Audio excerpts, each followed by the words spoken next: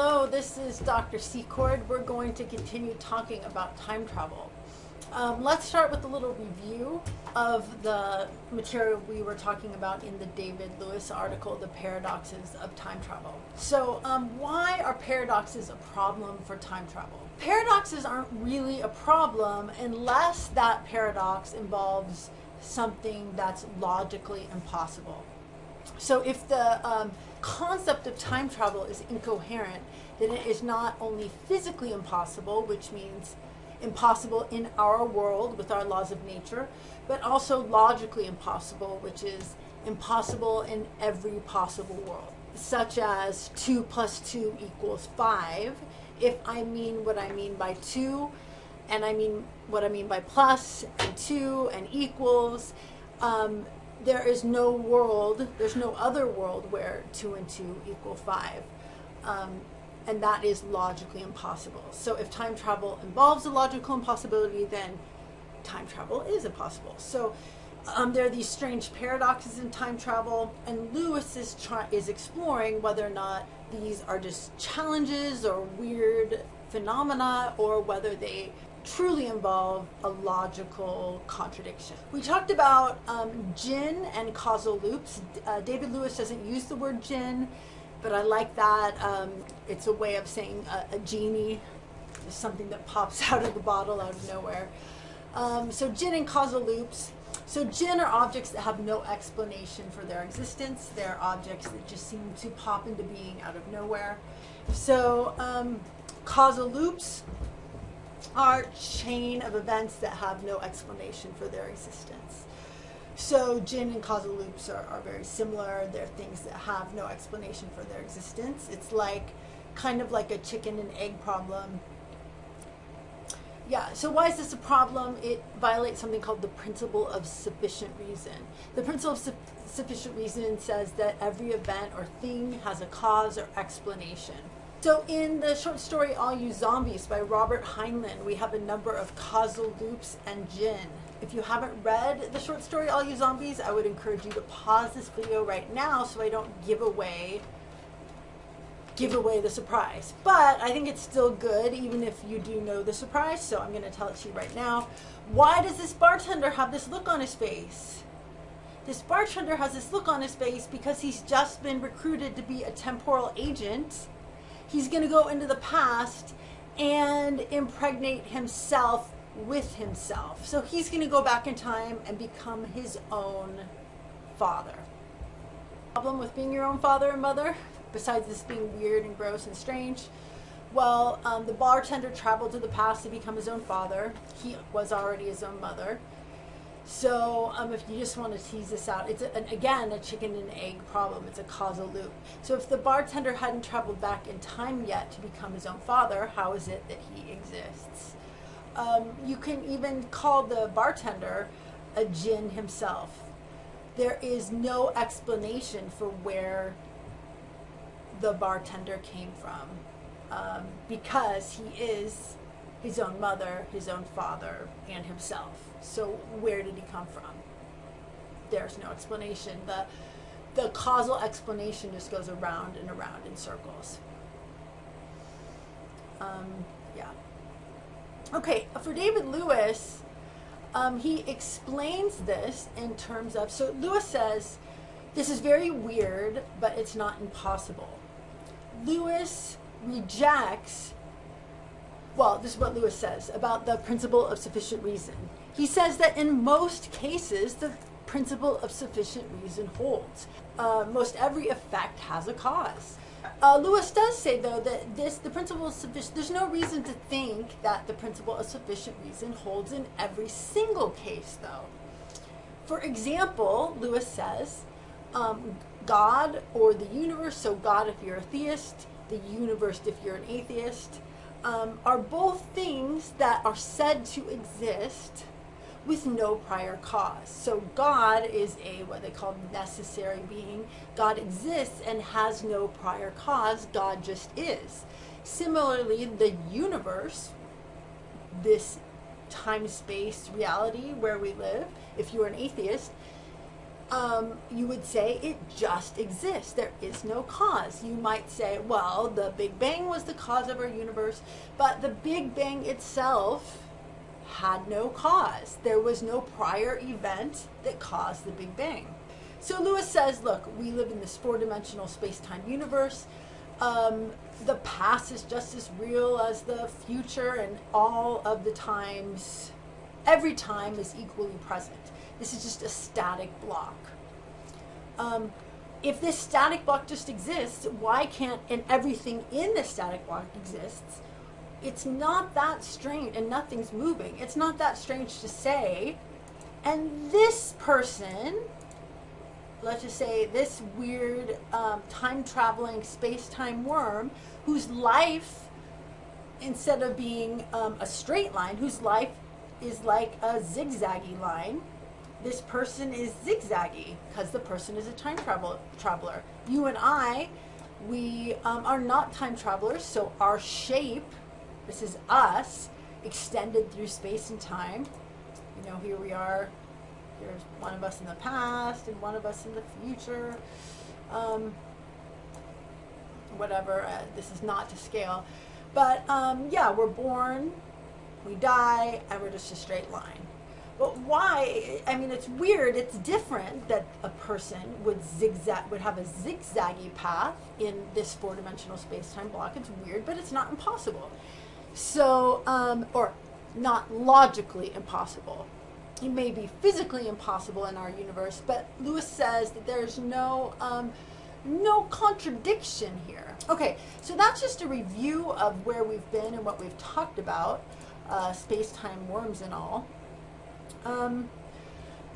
Okay, are there other problems for time travel? Yes, there's a lot of them, but we're just going to talk about one more, which is the grandfather paradox.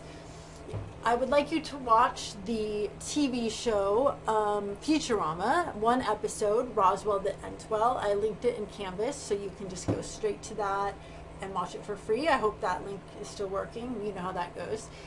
Roswell that ends well. So a little bit of background. I've taught this class before, and a significant number of my students did not get the references in the show. And if you don't get the references, it's not funny. And I just assumed that everyone knew what Roswell, New Mexico was. And I even just went to Wikipedia. It even has, look, on Wikipedia, it has, look, on its city seal it has an alien. So apparently it was the site of some UFO landing or UFO sightings or something. Okay, so that's the background you need to know about the episode to get it. Grandfather paradox arises. Well, what the heck is a grandfather paradox, and does it involve a logical inconsistency? Okay, here it is. Objection to time travel from the grandfather paradox. Okay, ooh. All right, here we go. If time travel is possible, then it would be possible to kill one's grandfather.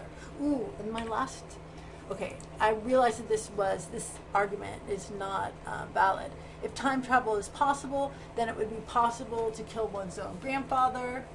Let us suppose that time travel is possible. It is possible, yeah, to kill one's grandfather. But it's a contradiction here, but that's not true. But number 3 is false. It is logically impossible to kill one's own grandfather. So number 2 must be false as well. Therefore, time travel is logically impossible. Okay, yeah. So the way I had it written was invalid. So I just made it valid by adding a couple more premises. So yeah, if time travel is possible, then it would be possible to kill your own grandfather. Let's just pretend that it is possible. What would happen? Then you would be able to kill your own grandfather, but that involves a logical impossibility. Then time travel must not be possible. It must be logically impossible. Therefore, no such thing as time travel. Okay, why does killing your own grandfather involve a logical impossibility? Well, all right, that's just a still from the show. Okay, if you killed your own grandfather, you wouldn't exist to go back in time to kill your own grandfather. So there'd be no one to do the killing. Yeah, so also, here's another problem. If it is a fact that your grandfather's your grandfather, it can't also be a fact that he's not your grandfather. So someone can't be your grandfather and not be your grandfather at the same time. That also involves a logical contradiction. So if this is hard to grasp, I mean, I'm sure if you sat down or if we were in class discussing this, this would just click right into place. But let me put this in an easier way. And I'm not going to rewrite this. You get that if I added more premises, it would be valid, but I don't want to complicate it. Okay, so this is a different version of the grandfather paradox. I'm just going to call it the suicide paradox. If time travel is possible, then it would be possible to go back in time and kill yourself as a baby. Now you see the problem. But it is logically impossible to kill yourself as a baby. Because if you were dead, you couldn't go back in time to kill yourself. Therefore, if it's possible to go back in time and kill yourself as a baby because of time travel, then time travel is not possible. So this is just a simplified version, the suicide paradox, of the grandfather paradox. Okay, I just made up the suicide paradox. It's not really a thing. Or maybe it is, and I don't know. Okay. So David Lewis, as we saw earlier, doesn't think that jinn are a problem. He doesn't think being your own mother and father is a problem. But he does think that killing yourself in your cradle or killing your own grandfather before your grandfather had your parent, it really is a problem. Interesting, huh? So this is his solution in a nutshell. He just says it's impossible to change the past. It's impossible to change what is. Remember, we live in this four-dimensional space-time universe that's static. When the universe came into being, everything was just there with your living grandfather. And if you happen to be a time traveler, with a record of you going back in time and trying to kill your grandfather and failing, the time traveler will think he or she is acting freely, but will do exactly what was in that four-dimensional space-time block to begin with. They will go back and do exactly what history recorded her doing in the first place. So there's a great example of this in Harry Potter, well, Bill and Ted's Excellent Adventure. This is really great. There's two scenes where they just do what they had already done in the past. And then most of you probably remember Harry Potter and the Prisoner of Azkaban, that one scene where Harry Potter thinks that his father is saving him, and then he realizes as his own personal time moves forward, he's waiting for his father on the other side of the lake, and he's waiting for his father to come and save his past self, and then it just dawns on him, it wasn't my father, it was me all along, the future version of himself. So for Lewis, there's this four-dimensional space-time universe, and you really are only tracing the path that was already your path to begin with. All right, so Lewis says this, so that was Lewis in a nutshell, but he has a cool way of explaining how the time traveler is free. So you go back into the past, you hate your grandfather. Let's just say your grandfather's Hitler. This is a picture of a time traveler stepping out of a portal and killing Hitler. Okay, you are able to kill your grandfather, but in fact you will never succeed, is what Lewis says. So the time traveler is free. They're free to try. But if history does not record you killing your grandfather or somebody killing Hitler, then no time traveler will ever succeed in killing Hitler. If history records Hitler not being assassinated by some random person that just showed up and disappeared.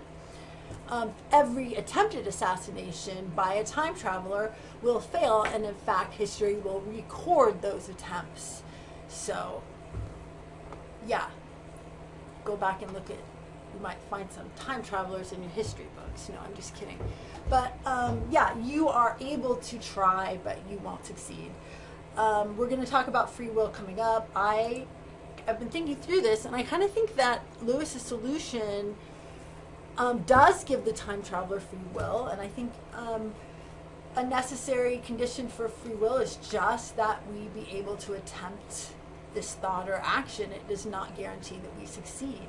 So, so I can try to leave the room, but if the door's locked, the door's locked. That is outside my control.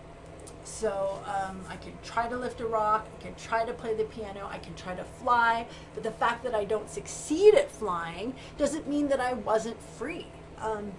And Lewis just says the time traveler will be fully able to operate a gun or learn about how dynamite works or poison works or whatever. They will freely try to kill Hitler, but for some reason, they will never succeed. Okay, so here's an objection, and this is an objection from Kikabin. I just, yeah, I'm not going to read that. I'm just going to say, if this is his objection, if the time traveler is really free to kill, if time travelers are really free to kill Hitler, it seems very, very implausible. So this is an inductive argument. It just does not seem very likely that if time travel is invented and multiple hundreds of people come back with the ability to kill Hitler, it just seems like one of them would succeed, and they try again and again and again, and then these random coincidences keep these people from killing Hitler. So one of them kills Hitler's stand-in, what do you call, bodyguard look-alike. And another one fails because they, oh gosh, this is kind of grotesque, but a bird flies by and takes the bullet. And another one, you know, the wrong person drinks the poison. And every time, again and again, there are these weird coincidences, the gun jams. It seems very strange, or it seems extremely implausible. And, you know, I think Lewis would agree. Yeah, this is extremely implausible. But if that's what history, if that's what was on this space-time, right here, this four-dimensional space-time block, if that's what happened, then that's what happened, and that's how the time travelers are going to interact with, or have interacted with Hitler, or have interacted with their own grandfather. That just, you know, it's, I mean, I think it's strange enough that there's a four-dimensional space-time block that's just sitting there containing all the things that it does. Yeah, so I think I'm with Lewis on this one. Yeah, that, and Lewis would just say, well, look, this is strange. A time traveler's path is very strange. The time traveler missing every time is very strange, but it is not logically impossible. Okay, here's a different solution to the grandfather paradox. So we've been talking about Lewis all this time, and Lewis's model of time travel, the Ludovidian model of time travel. Peter van Inwagen proposes a non-Ludovidian model of time travel. I've posted van Inwagen's article on changing the past on Canvas. It is optional. The reason why it's optional, I was trying to read through it and make notes for you. It is very difficult to read, so it's just optional. But this is what Peter van Inwagen says. When a time traveler goes into the past, the very arrival of the time machine changes the past. If history did not record a time machine sitting at time, space, location X, then that is a change. So he says that when time travel happens, or if time travel were possible, what would happen is the time traveler would travel back or forward, I guess, into, I don't know if he says forward. He's just talking about the past. If a time traveler goes back into the past, they would go into an alternate timeline. They would begin an alternate timeline, which he calls a different hypertime. And then he differentiates every different hypertime by just adding a hyper. So he starts talking about hypertime and hypertime. This list of hypertimes is hypertime 1, 2, 3, 4, 5, 6. And you can just think of those as new universes or new timelines. Here, he doesn't say it this way, but just think of it this way. When a time traveler travels, they split the universe, creating a new hypertime. There's like some sort of universe mitosis going on, and the universe cells split, and now the time traveler is in a new universe, a new timeline, or a new hypertime. So here we go. Look. So Tim, this is a timeline, my arm. Tim's grandfather's here. Tim is here in the future. Tim wants to kill his grandfather. So Tim travels back in time, but look, he goes to an alternate timeline over here. He goes to an alternate timeline. There is a grandfather here that looks just like Tim's grandfather, but it's Tim's grandfather. Tim kills his grandfather, his hyper grandfather. All right, and hyper Tim is never born, and this other Tim is here. But look, his original grandfather from his original timeline is still there. So it doesn't involve a contradiction. A new concept to think of our universe like a cell undergoing mitosis. I think it's mitosis when cells divide. Correct me if I'm wrong, but yeah, kind of a cool concept. Anyway, and it would be cool if a physicist came along and said, well, this is the physical mechanism that would rupture space-time or cause some sort of universal mitosis with time travel. Okay. So that's it for now. Please watch Futurama and stay tuned for your assignments through the announcements.